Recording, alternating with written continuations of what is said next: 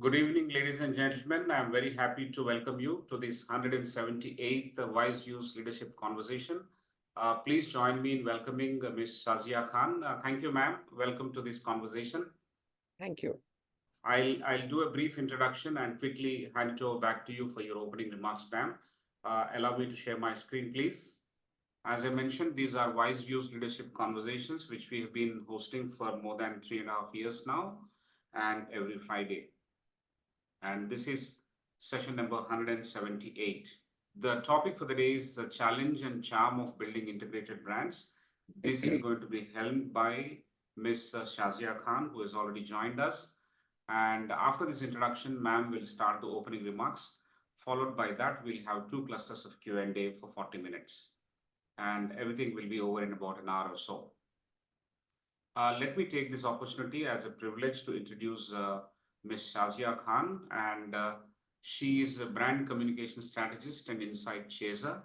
She calls herself as insight chaser, and that's a very, very interesting way of defining one's profile.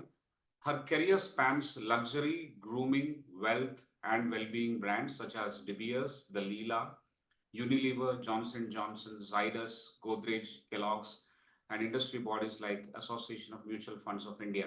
I think these are some of the dream sectors and companies that one would think of in a variety of segments.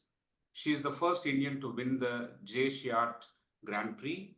She won multiple FE and Midas awards as well as the IPA APG Award for Strategy and 4 WPP Global Atticus Awards for original thinking on issues and trends shaping our industry, business, and society.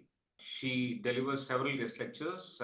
She did that across ISB, MICA, and the Emerging India Camp organized by CAI GICA. She was a resident Pearson Chevening Scholar at the Sterling Media Research Institute, Scotland, and at Financial Times, London. There's a pretty impressive brief profile of a very big leader that we have this evening with us. I once again welcome you, ma'am, to this conversation.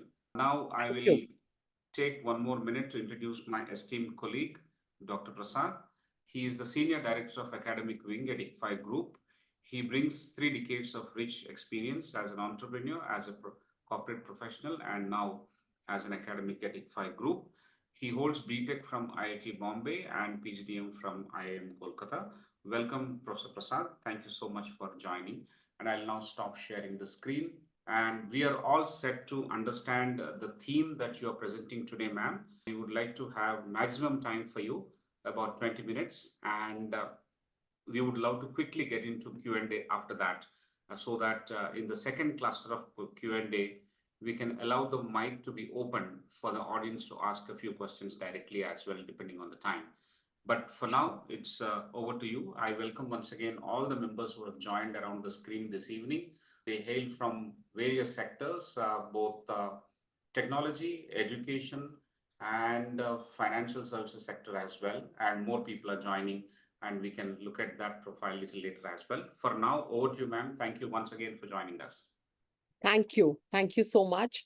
And I'm just going to project my slides, and a big hello to all those who've joined in. You know, after a long day of work, it's really that curiosity and that hunger for learning that is, I think, common to all of us. So just give me a moment and I'll have the slides put up. I think, Mr. Rao, thank you for your very comprehensive introduction and your invitation. I'm delighted to have the opportunity to spend an hour with you and all those who are listening.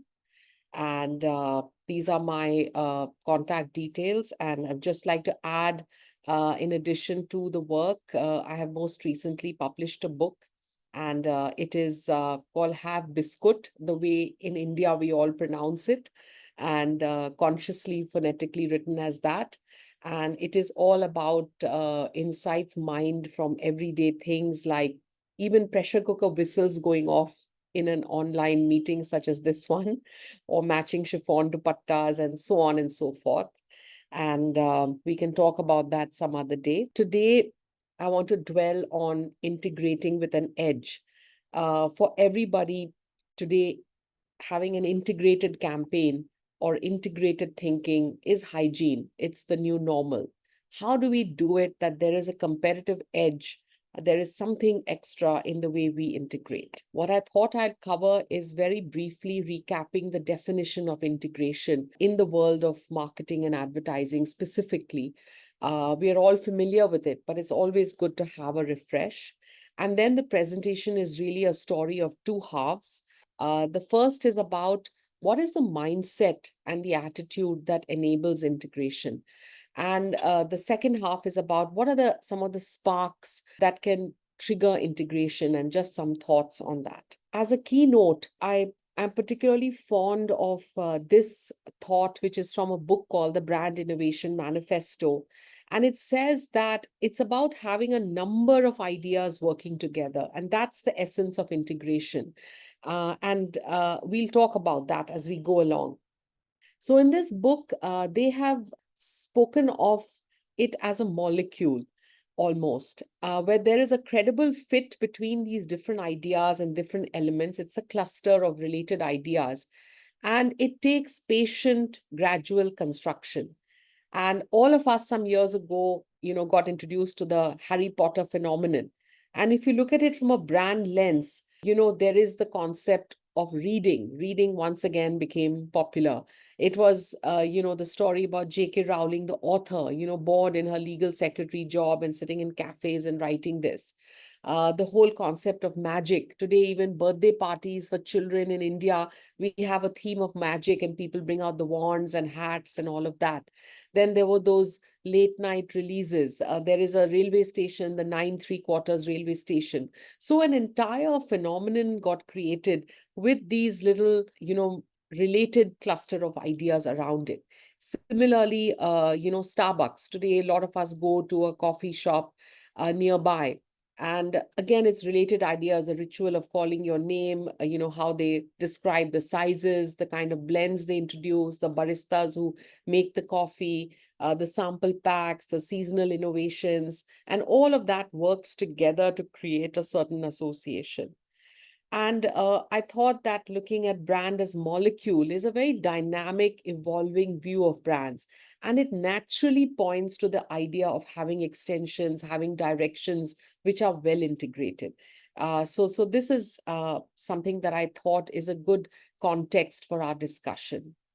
Moving on, it's very important to know what qualifies as an integrated campaign. Now, many of us want to enter our brand for awards as a proof of efficacy. And you have various categories. Now, the category of integrated campaign is one that is defined as having successfully adapted and interpreted across different touch points. So there is a big idea of the brand, but the case has to demonstrate how you have adapted it and interpreted it. And this is very important because it's not just about that you had one film and you just put it across, various channels, or you repeated the same thing in radio and outdoor. There is an element of interpretation and adaptation, which is key for even qualifying, as an integrated campaign. And very often when we discuss with prospective business leaders, we bring this alive for them. This is the true meaning of integration. So integration is interpretation. And as always, data can take us so far, but we have to overlay the objective with the subjective. There is a good judgment on, let's make it more educative in print, and let's make it more engaging in this event, and let's do this through the activation. And then together it all is one integrated whole. So it's about overlaying the objective with our judgment. Of course, there are many tools today in the art and science of marketing, but we have to step back and interpret what is the right way to put it all together. And a good lens that I find is to look at it from the consumer's lens along the dimensions of what are they thinking, what are they feeling, and what are they doing. There are three distinct but related aspects, and each of them can give us a potential touch point for our integrated campaign. Right now in this talk, for example, someone could be thinking, there are 15 minutes to go before the Q&A. Someone could be feeling a little excited about, oh, I think I'm going to learn something. I'm looking forward to the case studies. And what is doing is maybe parallelly multitasking and looking at an email because it's still the work coming into our day. So it's that lens of understanding in a very holistic way, which opens up the way for integration. And I'd just like to very briefly share this clip, which actually took the design idea and integrated it right across. This was a winner for Next Bank at Cannes, and for design and how they applied it right across. Very quickly, I'll play this.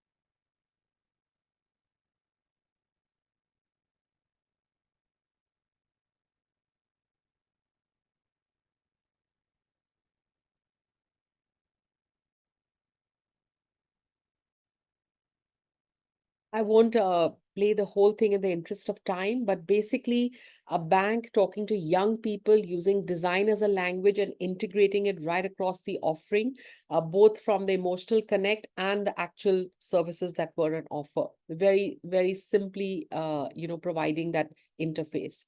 The other thing we hear very often in the world of marketing is, of course, if we were live, I would ask you, what does KV stand for?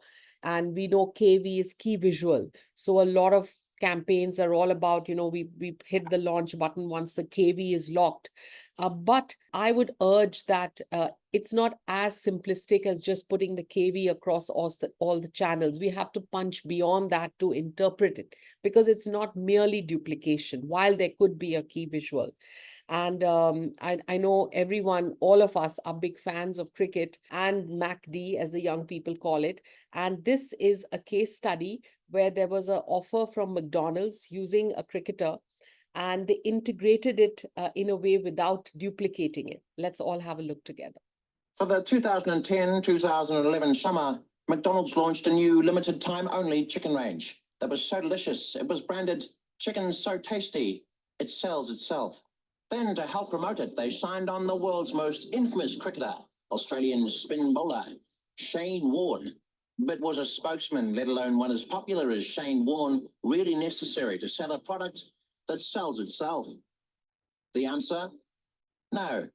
So while chicken became the clear hero of this campaign, Shane Warne was forced to take a back seat and become, well, an irrelevant extra. TV saw the director and cameraman focusing solely on the food, while doing their best to direct the unwanted Shane out of the ads altogether. There? Just a little bit higher again. Really? Yeah, really. Now towards the camera. They used the food to cover his face, stuck him way in the background, cropped him out of shot. They even gave him menial tasks like rotating this burger plinth, as well as displaying combo prices on his clothing just to get their money's worth. And the director added insult to injury by not even bothering to learn Shane Warne's name. Yeah, Wayne. Clear as mud. No, you were fine where you were, Sean. Shoulders back, Shawnee. Okay, great, Wayne. Slowly, Warnie. Everywhere you looked, chicken was a star of the show. And yes, Warnie was always there, sure, but they went to great lengths to cover him up. For online, fake loading bars permanently sat in front of his face, as did this never-ending buffering icon that never let him speak. And users also got the chance to remove him from the McDonald's chicken ads altogether. And outdoor, when starbursts weren't covering Shane's face, and when he wasn't putting batsmen off at the Ashes, it could barely be seen by day in this billboard. only to be gone altogether by night, as the light above him was disconnected. In store, shelf wobblers heroed the burgers, and tray match did much the same. Everywhere you looked, McDonald's new limited time only chicken range was selling itself. And it couldn't have done it without, well, itself. Which just goes to show that when your product is this good, you don't need celebrity endorsements or sporting legends like Wayne Bourne or whoever the hell he is. So very simple idea. The product is so tasty, it sells itself, but the hiding of the celebrity, which was part of the idea, was done in different ways for different channels and really, adds that charm and that confidence in putting across that offer. There are many questions that we can have at a later discussion on celebrities and brands, but here the focus was on integration. I always find it useful to go back to the root meaning. So to integrate means to coordinate, to blend, to become part of something else. And that's really important as a mindset, that at heart, the integrating mindset is one that wants to mingle and wants to mix and wants to combine. And it is part of making the brand part of something larger if we can. In the world of marketing, we cannot be in our tower and only on our turf. And if you look at, the success story of Dove, it is well known that, the beauty industry is all about glamorized, stereotyped images. But there was a growing idea with writers like Naomi Wolf, who wrote The Beauty Myth, that there is a beauty outside of this stereotypical definition. And there was a brand that united with this growing thought and became among the earliest brands to show women with wrinkles, women with curves, women with, different skin color as part of breaking out of this stereotype. So it is about becoming part of something larger. And, many people are leaders of their turf, of their category, but integration sometimes invites a delightful co-leadership. And I won't spend much time, but famous example of Nike that partnered with a sports person who chose to kneel to show, his stand for quality. And the brand partnered him at some considerable risk initially, and then eventually to great reward. It was something happening outside, and the brand said, we're going to become part of it and invite co-leadership. I'll play a small clip. Several people posting videos burning Nike shoes. Nike is running straight into a political controversy. People are so angry they're burning their own shoes.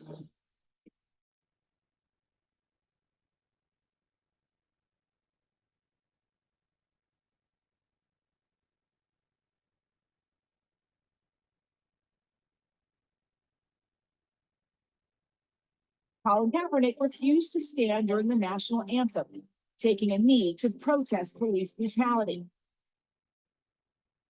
Nike revealed Colin Kaepernick as the face of its latest marketing campaign. Believe in something, even if it means sacrificing everything. Is Nike taking a risk? They're not taking a stand. Tonight, the first game of the new season, and Nike is running an ad featuring Colin Kaepernick. If people say your dreams are crazy, good. Stay that way. Most of this country was talking about this last night at their dinner table. And I'm never buying another Nike product again. Nike stock today dropping 3%. Who's going to win this cultural showdown of standing for the anthem? Check this out. I went out today and bought me some Nike stuff. Oh. I want to applaud Nike. Speak up. We're right behind you.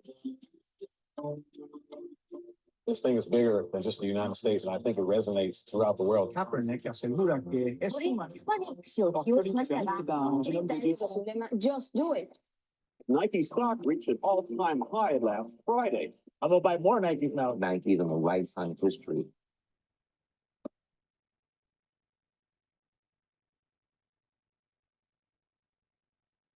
So don't ask if your dreams are crazy.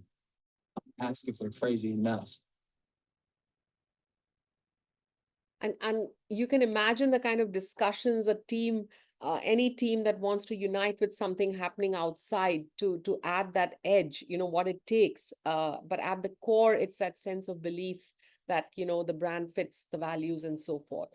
And therefore, it's not about being in our silo. It is about punching beyond to see that we can become integrated with what is larger and going on. So this sort of wraps up the first half of the core of the discussion, which was about the mindset. So integration comes from a mindset that appreciates, that is about interpretation. It is about application across the journey, and it is about uniting. And definitely it is not about duplicating or segregating. And once the mindset is for integration, the outcomes will follow in the appropriate way. But there could still be a question, but where do I start? Integration is such a challenging question. And here are a few sparks. I mean, there's no formula and each case is individual, but some interesting sparks to share. And these I have curated from world's best practice, awards across India and overseas. And some of these sparks are quite interesting. It can be a crisis. It can be a larger national or international agenda. It can, of course, be technology and innovation, DIY solutions, and even culture. And we won't cover all of them, but we'll do a few. Now, a crisis, people have said this before, is fertile territory. And definitely it is fertile for integrating.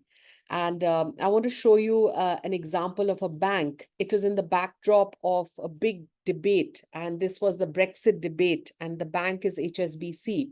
And with that as a backdrop, they actually used it as context for some meaningful questions and some meaningful reflection via this campaign. And I'm going to play the case study for you. The British people have voted to leave the European Union. June the 23rd go down in our history as our Independence Day. In an effort to stay competitive, the traditional banks are dropping branches faster than a dead tree in a storm.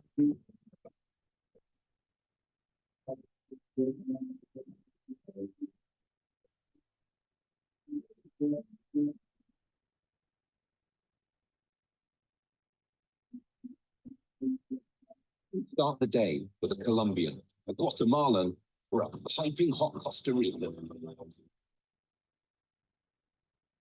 We drive German, Japanese, German, and we ride Taiwanese.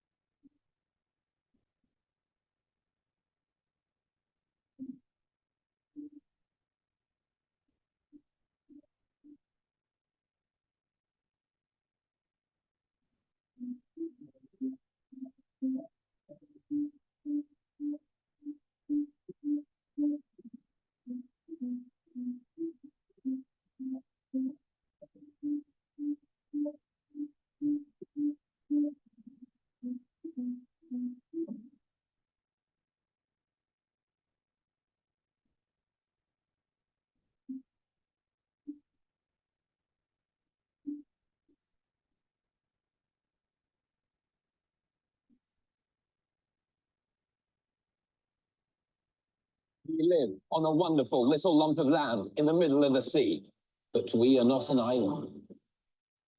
We are part of something far, far bigger.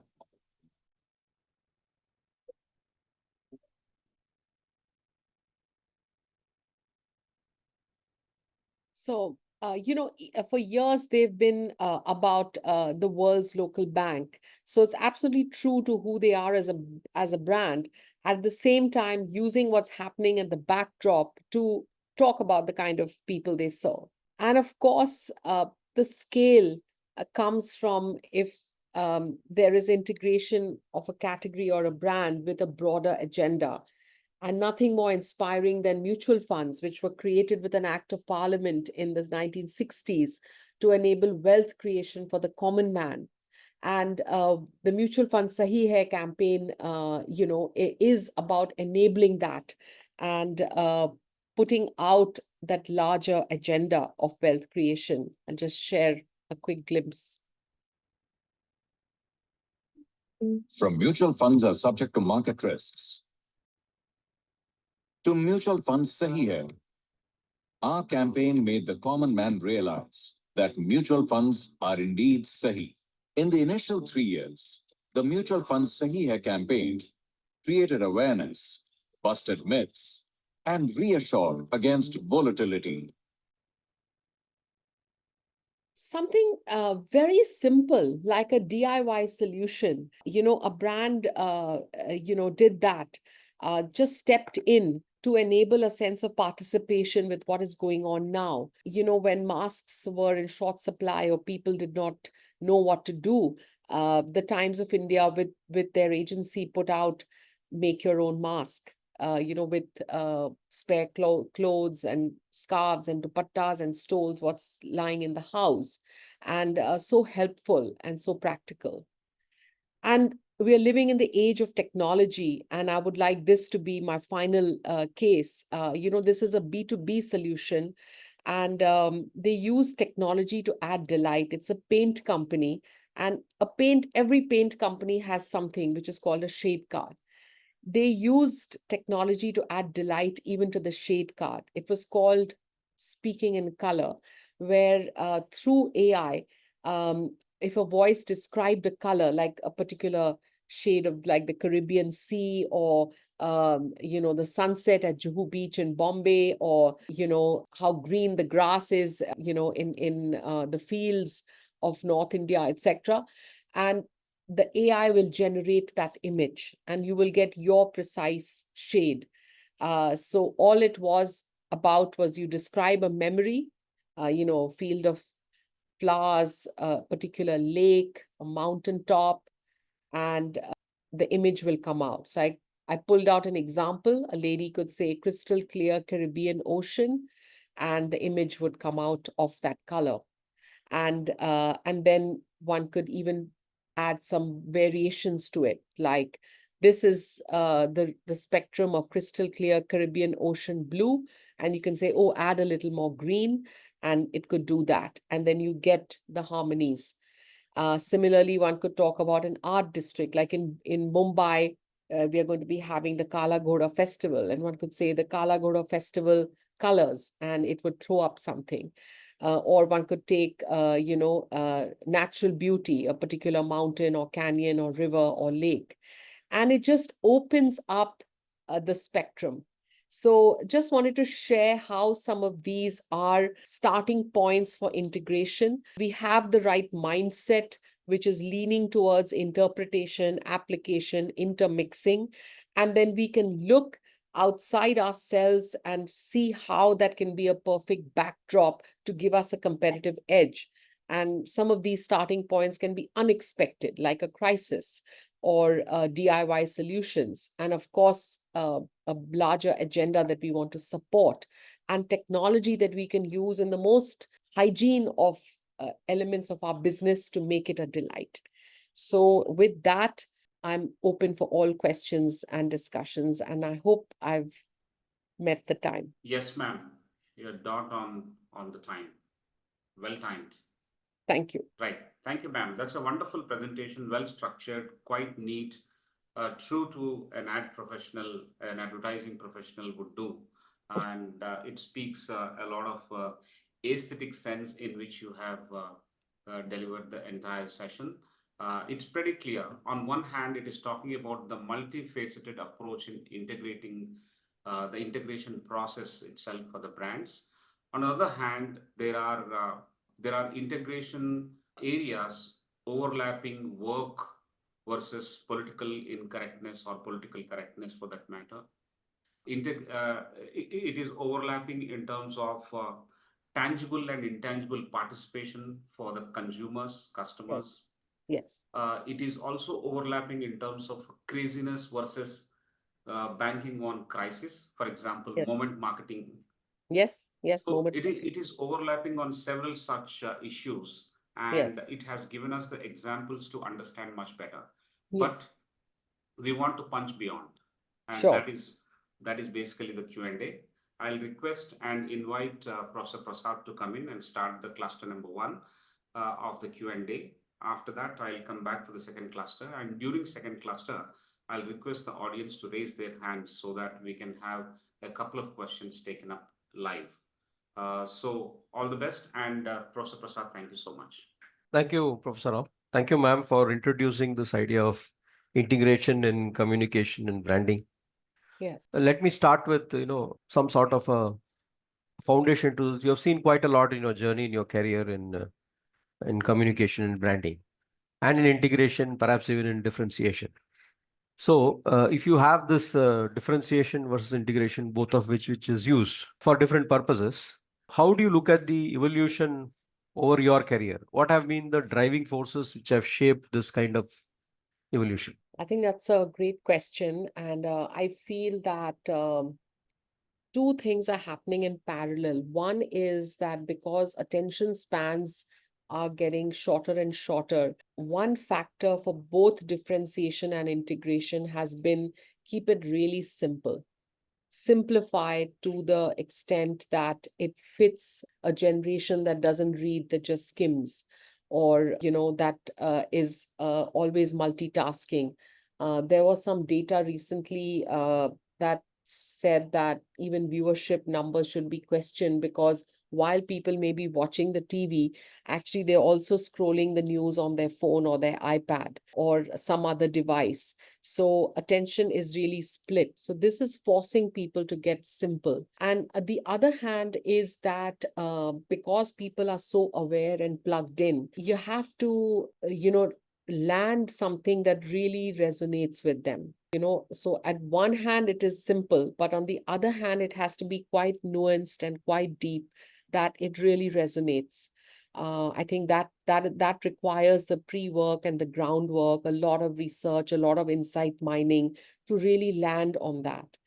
And the third is, and this is a big shift with some data about maybe 5-6 years ago, the core motivational drivers of audiences have evolved. So earlier it was about achievement and protection. Those were sort of the primary drivers that are common: the drive for achievement, the drive for safety and protection. A third has emerged, and which is the need for entertainment. People want even serious messages in a light-hearted way.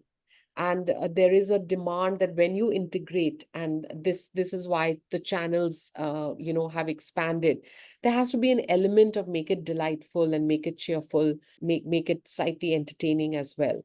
So I would say these have been the evolutionary forces: the need for simplification, the need for deeper understanding to truly resonate, and the need for infusing an element of entertainment. It could be through gamification, it could be through certain kinds of engagement, pathways, but I would say these are the three.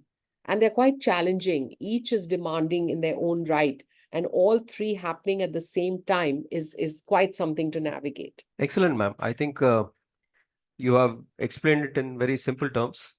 The world has moved towards so much of diversity, so much of choice, and therefore so much of nuances.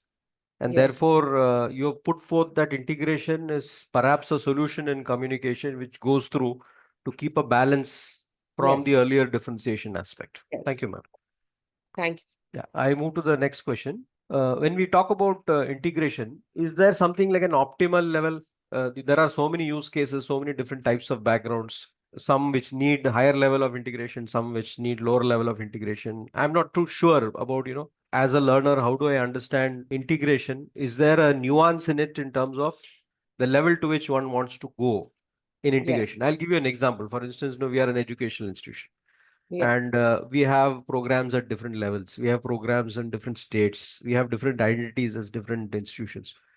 So in such a context, when we talk about integration for a brand, the context is very varied. So there would be many such cases. So are there levels in this, and is there a sense of optimality? In case that is the case, then what kind of decisions are involved to understand this? Yes, that's a great question again. And I would like to share from a real example. The short answer is that the intensity of what the consumer is experiencing is your guide rather than other best practices or even the history of the brand. So I haven't shared the case study today, and maybe one can look at it for the future. But I was involved with a marketing campaign for De Beers for the wedding context. India, as you know, is dominated by gold jewelry, and there was a task to create preference for diamond jewelry.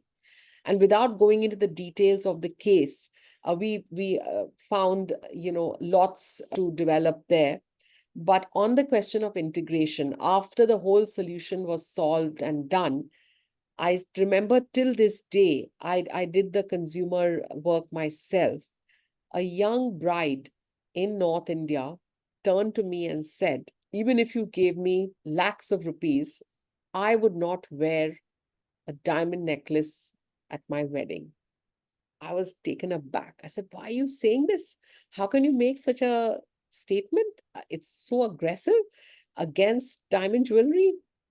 And she said, don't you understand? She said, all the outfits have gold embroidery. And you know how young brides are, they are totally into the details of their outfit. So she said, whether it's the lehenga or the sari, they all have zardorzi or gold embroidery, or what we call the weave, the bootas are all in gold.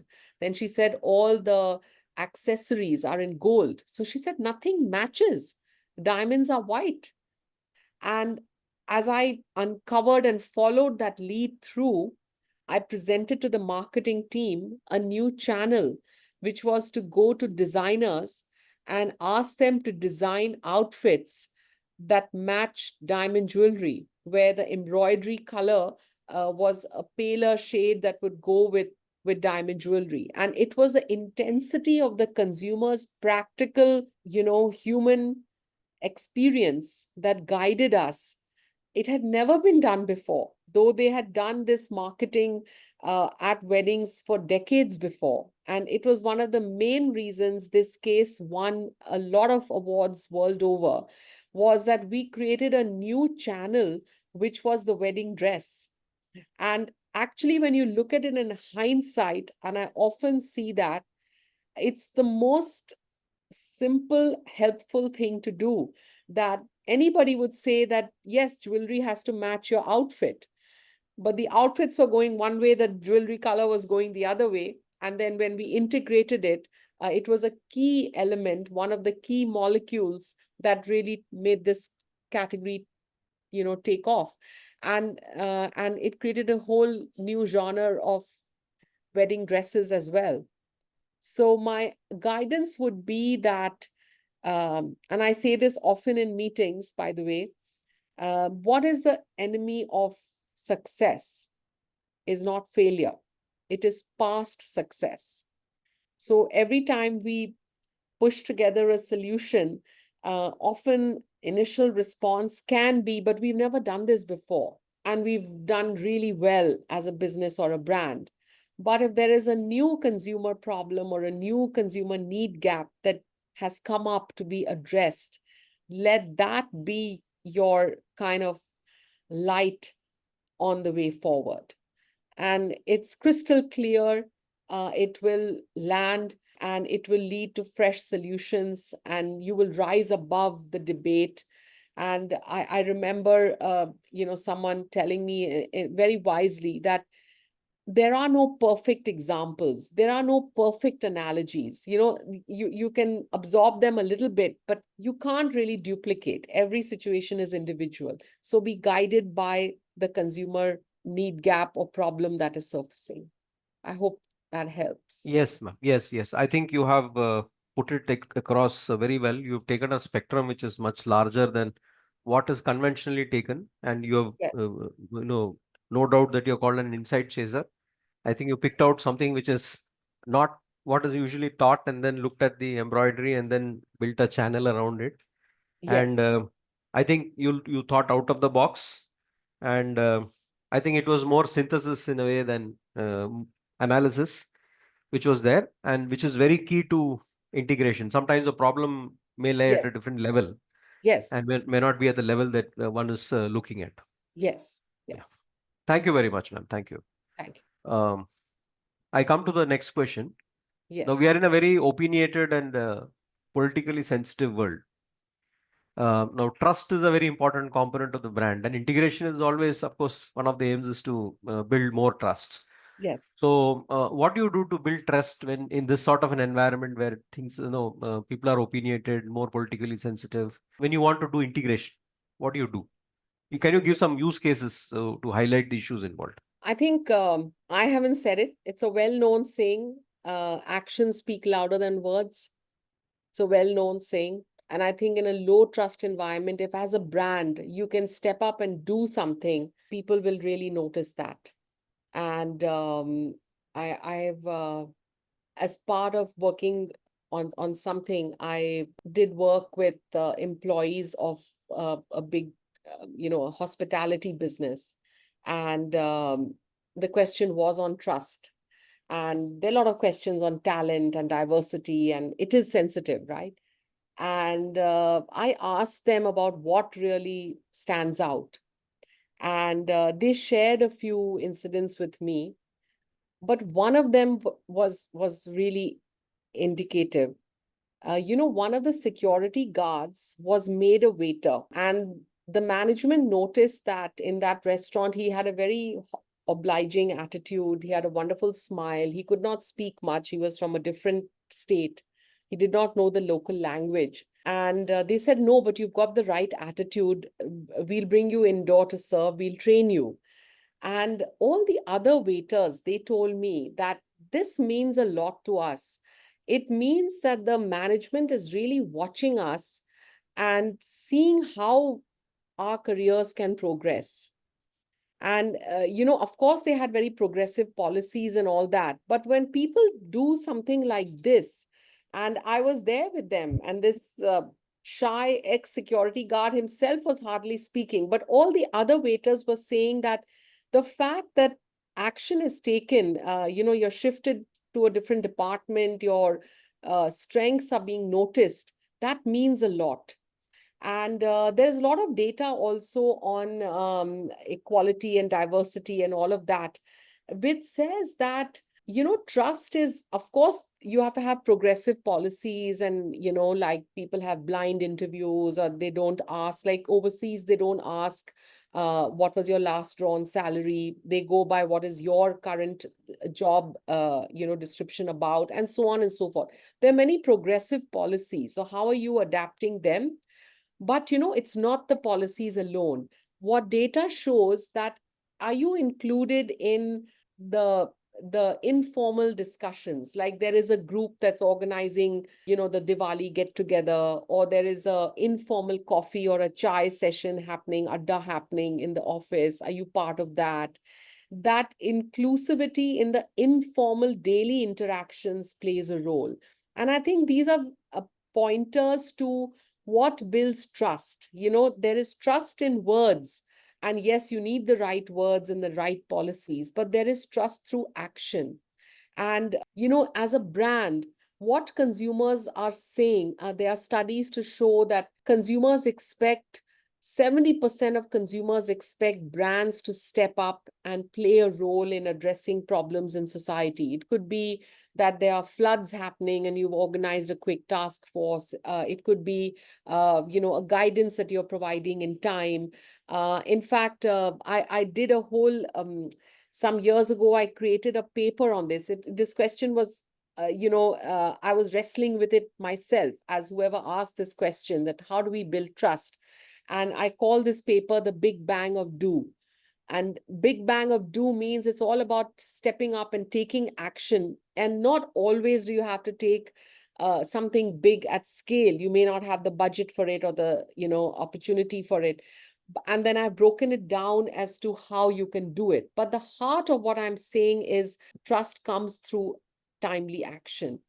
And I mean, I could go on and on, especially young consumers. They have faced, I don't know who all are listening in, but there's a lot of skepticism among young people. And I have experienced it myself. when you're talking to somebody in parallel, they're on their mobile phones checking up what you said. And one of them put it to me very well. She said, we don't believe anything because we are always going back to the source. So for brands, the good news is that if you've actually done something, it will get noticed. Even if it's small, it will get noticed. And it will be that one molecule upon molecule of trust that will have been created. I mean, this is such a deep question, one could go on, but I would just wrap up with these 3 points that consumers will notice actions that you take, and it is the starting point of the bridge of trust. Thanks, ma'am. I think you have given a flavor of what is required, and each action is something which demonstrates and gets in today's world get recorded somewhere, and then when people search, they integrate that into their viewpoint. Yes. The other thing I could make out from this is that there's some degree of different actions which are personalized. Yes. Something which is, not the policy, but the personalization aspect of the policy, like you said about the waiter, yes, or about, some of the other examples that you mentioned. Yes. So though personalization looks like differentiation, it is also a part of integration. Yes. Yeah. Thank you very much, ma'am. We're at 7:19. At this stage, I'll pause and hand it back to Professor Rao. Thank you. Thank you very much, Professor Prasad. Ma'am, it's a very good conversation that's going on now. We have touched upon very interesting aspects, actually. A large part of surveys and studies have thrown a realization at us that customers are noticing us all the time. And it is true not just for those brands which are highly visible in terms of media consumption or on media, which is in your face, but also those brands which are hospitality, which are into education, healthcare, where the consumers are spending time with you while the service is being delivered in their premises. It is much more noticing, and therefore they are on their tenterhooks all the time, and there is no escape.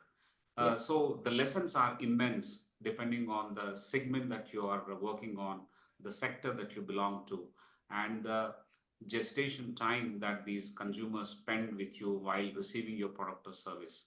So I think integration is a very, very interesting aspect across all touch points. How do we manage to integrate meaningfully, rationally, emotionally, and at the same time entertaining in each of our interface? So that's a wonderful conversation we have had so far. I have 1 or 2 questions, that's all, and I'm only waiting for the hands to go up.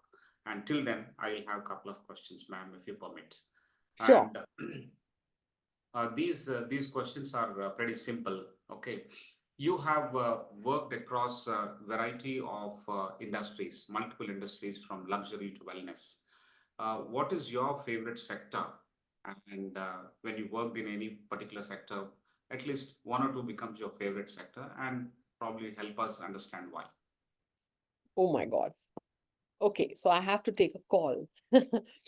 Okay, I must confess, when I work on something, it becomes my favorite. And in fact, my family and friends sometimes joke about it, because then I'll be gushing all about, that particular category. And they say, here we go again. Now that's your latest. But if I look back and if I look at the present point, I am quite sort of inspired by what financial services can do for people. I think it can really impact lives. And, India is very well positioned for various reasons, which I won't get into, to actually have that impact.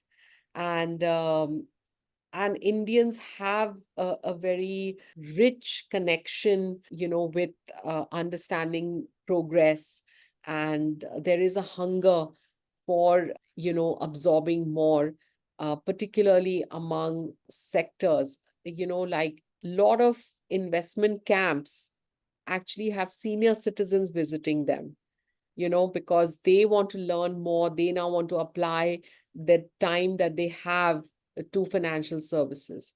A lot of women who have been outside of active participation in financial matters are now stepping in. It's not only about earning, it is also about knowing or giving a point of view or managing things. a lot of young people are realizing that the job market or the career track has certain limitations. There's a lot of disruption going on, and they want to have a parallel track, which is through investing and finances.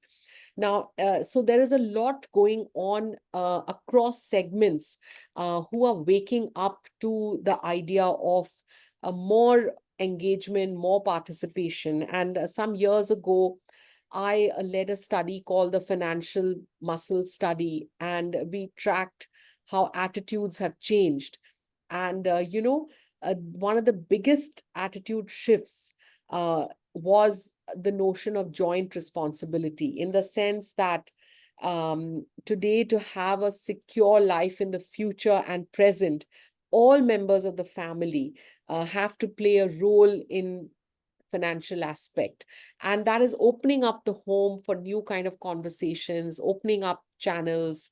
And so I'm quite inspired at this point, with this shift that is happening. Very interesting. That's a fantastic response to a rather tricky question in that sense.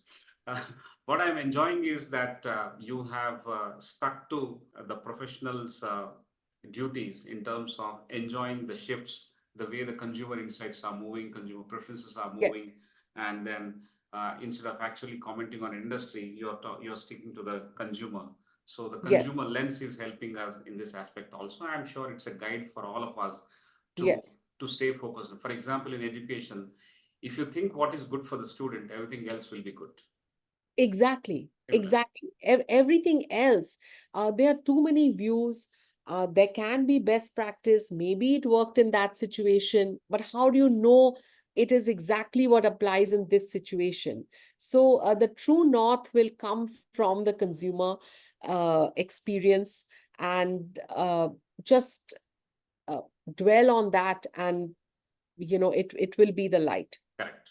One fantastic, man. Thank you so much. The other thing that I wanted to request you to respond to is when you work with integration. Integration is a process that requires at the same time creativity as well as consistency across different teams. And Yes. you need to definitely work with various teams. So how do you navigate this tension between creativity and consistency when you're working on integration? So again, I mean, there are various levels at which it works. When things work, they actually work at various levels. So I can share a few.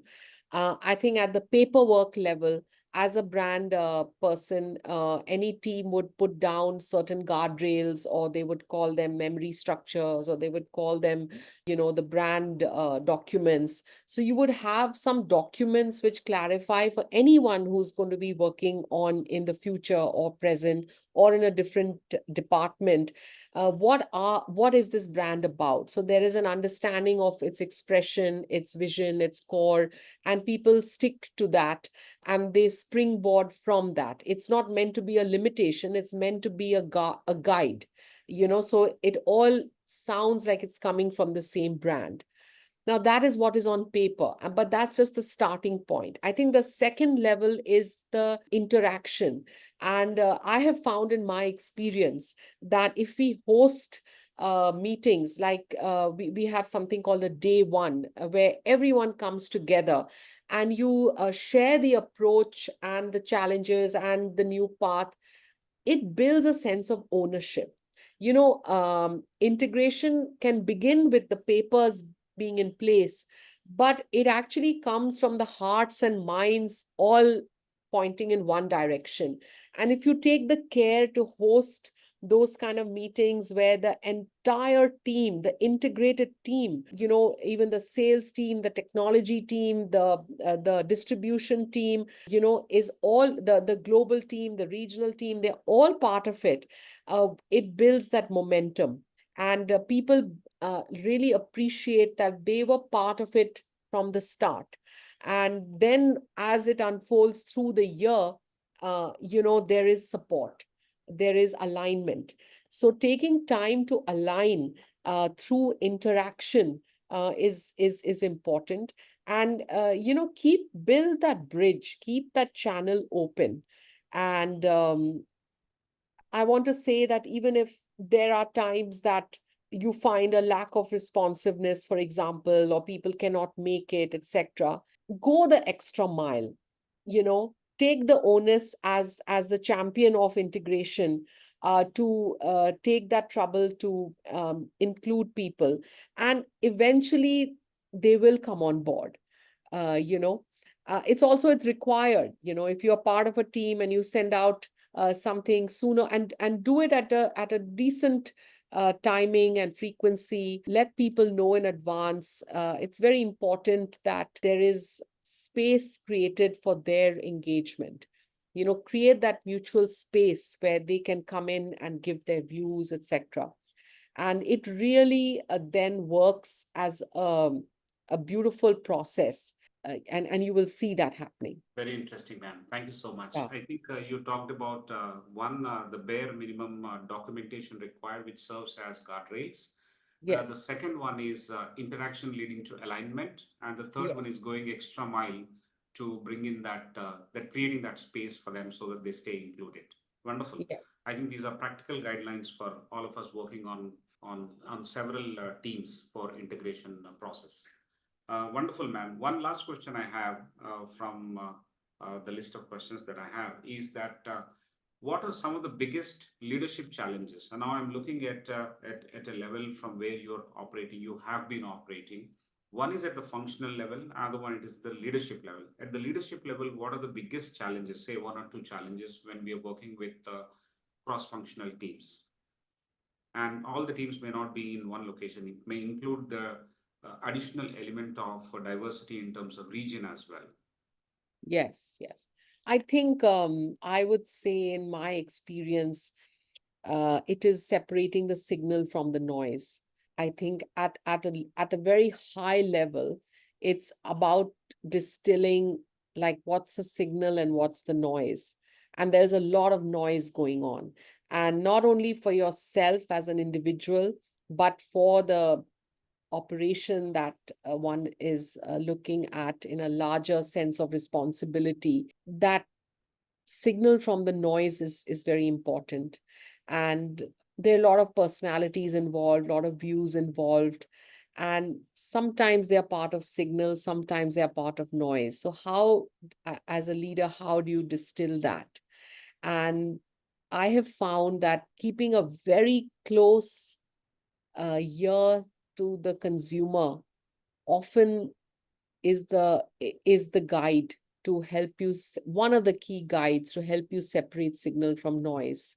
I think the second thing is, for oneself and one's team, maybe 5% or 10% of time or budget or whatever vector you want to look at should be about doing something that you haven't done before. It just brings in a new energy, because learning and curiosity just keep us on our toes. And also it, I think, brings in a little bit of humility. I feel that I've often believed that past success is the enemy of future success, because we all, if we don't watch it, if you're not alert to it, we'll flex to what has always worked for us. Naturally, we would do that. But if you're doing something new, it just pushes you in a good way into a new learning. And it just then has a cycle of new learning. So I think these two things, separate the signal from the noise, and consciously do a certain amount which is new for you, and fumble and stumble and learn the ropes and do it, but it will energize. It keeps the curiosity going, and it keeps you on your toes. Amazing, ma'am. At leadership level, these are very good lessons for all of us who have joined this evening around the screen. I'm going to request to close this, because we don't have any additional questions from the audience, but more or less we have covered the entire landscape. And the curiosity in me is to request you to give one example for signal versus noise, and another example of a new thing that 5 to 10% of the time that you devoted to learn something new. Okay. So I can't reveal for reasons of confidentiality, but I have two cases. I have two live cases where I have proposed to a brand team to change the target audience. Now, let me tell you, changing the target audience is something that is never done. In one case, I found through the work that I did that an older segment was actually our audience than the segment that had been defined. And when I presented the data and I presented the case, there was a room full of disbelief. But as I persisted, slowly heads started nodding. And they said, yes, we are seeing this segment at so and so. We are seeing this. And eventually it bore fruit. And the signal from the noise in this case was that there was a conventional target audience, but there was a new target audience emerging. And the significance of this is that, and then in the other case, it was a younger target audience, interestingly. And in both cases, they had very successfully used the current target audience. So there was a kind of resistance to change. Why do we need to? It's always worked. So then we mounted it. And I think that was an important stepping stone for the success. And so that was example of the signal from the noise. And I think doing the new thing is, I mean, I don't know how I've written a book. I still don't know how I've done it, but I've done it. And it started with writing a few articles. People wrote back. And it's a new journey. It's something fresh and different, but I would just tell everyone that, I mean, we all learned it in management school about the Johari window, right? You don't know what you don't know. It's true. There is so much to explore and enrich ourselves. And the thing is, it's when you do that, what you're actually doing becomes more in many ways. And I read up about it a little bit. I'll tell you that also. It says that when you are pursuing a secondary interest or a secondary activity, actually it enhances your abilities in your primary activity. It's something to do with creative thinking, and there is at the back of your mind, things are going on. And if you read a lot on ideation books, they all say that first you immerse in the problem and then you go away from the problem. So like there is James Webb Young in J. Walter Thompson. He created a book on how to create ideas. And step 2 was leave the problem and go for a walk or do something else, and then when you come back you will get your initial ideas. So doing that other activity which fuels your curiosity, which may not be your primary domain, is actually going to eventually, that's not the reason you should do it, but just if you have a fear that is wasting time, it's not. It's enhancing your primary abilities as well. Amazing. My gamble played. I thought I was actually hesitant to ask you when I sought the examples, but it did pay off. So persistence actually pays off in most of the cases, as it does in this, as it did in this case as well. Thank you, ma'am. I think it has enriched our understanding of how leaders also work, and that framework is a big takeaway for all of us this evening in terms of handling challenges, in terms of navigating a few nuances here and there. The shift from or looking at signal and the noise and trying to make sense of it is a very important challenge that we all face, and that itself is a greater contribution to the table and making everyone work. Everyone else is working, because it is also evident in the approaches that a leader makes in terms of inclusivity, in terms of inclusivity of thought, in terms of traveling that extra mile and working for them. And eventually this whole campaign will work out in favor of the client, in favor of the organization, in favor of the consumer for the client. So I think it has got larger benefits than what meets the eye in the first instance. And it's a leadership lesson that we have learned. That's a very important takeaway for today. There are many other takeaways. I'm not going to repeat all of that, but just one or two top of the mind things is that we need to read the book Have Biscuit. So Please do. Like the way you have mentioned, we need to immerse the biscuit in the chai and then go for a walk and mull over what we have read. Yeah. So we should definitely read this book over a cup of chai or coffee, and then I'd be honored. and come back in the I'd be framework that you mentioned. The brand which you look at as a molecule talks about, epitomizes the way we all should look at that and the immense possibilities that emerge out of its integration, out of its application, looking at interfaces, looking at opportunities in the environment that we come across in our journey all the time. I think there are always multiple opportunities, but we should get it right. And we should keep in sync with what the consumer is thinking. And if we start from that end, everything else will actually fall in place. So apart from the step-by-step process, the multifacetedness of the integration, we also have to keep in mind the changing consumer preferences and the insights that we can draw from there. Yes. The third biggest takeaway is, how can a professional be an insight chaser? I mean, the way you have described yourself, it is not just a derivative of the functional work that you do. For example, people who are working in advertising, people who are working in data, people who are working in machine learning, people who are working in some of these areas, they may look at data, information, insights, so on and so forth. But I think it is applicable to everyone. All of us look at data all the time in all the businesses. And you may not call it data, but actually you are looking at data. Yes, so we all, so it converges into one point that we all have to be insight chasers so that we are effective when we deliver the duties that we are supposed to deliver in our functional roles and leadership roles as well.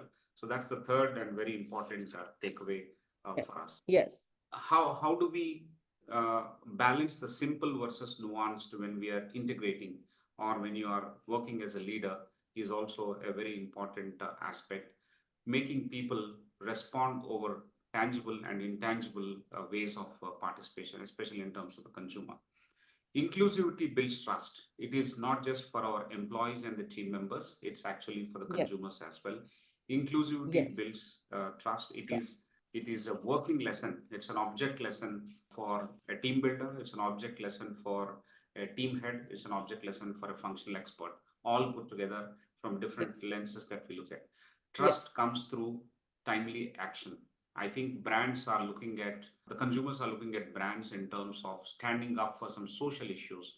For example, there's an earthquake that's happening and this brand is expected to stand up and, you know, do something for them. So the consumers expect you to be larger than what you are. And so trust comes when there is a timely action, when there's a timely response from the brand in multiple ways that can be displayed. The other thing that we have learned from this, the last takeaway, is that past success is the enemy of your current success or future success. Can be.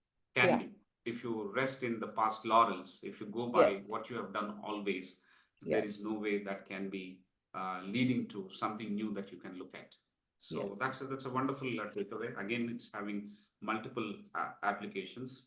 And so these are some of the beautiful takeaways that we have obtained during this hour-long conversation with you, ma'am. I want to thank you for your time, energy, and expertise in spending this evening with us. Thank you so much. Thank you. Thank you so much for inviting me. Thank you again. So, ladies and gentlemen, we have had this wonderful conversation with Ms. Shaziya Khan. Please go back and read that book, Have Biscuit. And some of the campaigns are possibly elucidated in some of the pages of those books. You can look at. I have also not read it. I should definitely read it immediately. I'm going to order that and read. And I promise. It's about consumers. It's not about campaigns, but hopefully be a good read. It's important to look at the website as well. We have a lot of insights drawn there. Some of the blogs that we have, some of the writings that we have. I think in all these we can elicit, we can bring out some lessons for all of us. I encourage all of you to do that. and join us back on the next Friday, 17th of January, Friday, 6:30 p.m. once again for a discussion with yet another leader. Till then, have a nice break and happy Makar Sankranti to all of you. Good night.